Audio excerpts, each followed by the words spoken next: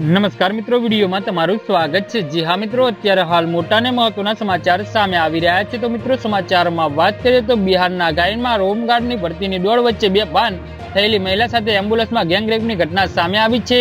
Police બંને આરોપીઓની ધરપકડ કરી લીધી છે અને તપાસ શરૂ કરી દીધી છે। ઘટના ગાયનાના બોધગયા થાણા વિસ્તારની છે। અહીં BMP 3 પરેડ ગ્રાઉન્ડમાં હોમગાર્ડની ભરતીની પ્રક્રિયા ચાલી રહી હતી। જી હા મિત્રો, અત્યારે હાલ મોટા ને મહત્વના સમાચાર સામે આવી રહ્યા છે।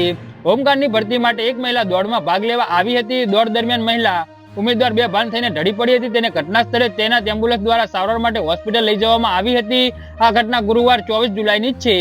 જી હા મિત્રો, શુક્રવારે SAP આનંદ કુમારે પ્રેસ રિલીઝ જાહેર કરીને જણાવ્યું હતું કે પીડિતાને ઘટનાની જાણકારી આપી હતી અને સૂચના મળ્યા બાદ 2 કલાકની અંદર એમ્બ્યુલન્સ ચાલક વિનય કુમાર અને ટેકનિશિયન અજીત કુમારની ધરપકડ કરવામાં આવી છે। પીડિતાએ જણાવ્યું હતું કે હોસ્પિટલ લઈ જવાની પ્રક્રિયા દરમિયાન એમ્બ્યુલન્સની અંદર જ એમ્બ્યુલન્સ ચાલક અને ટેકનિશિયને ચાલતી એમ્બ્યુલન્સમાં બળાત્કારની ઘટનાને અંજામ આપ્યો હતો।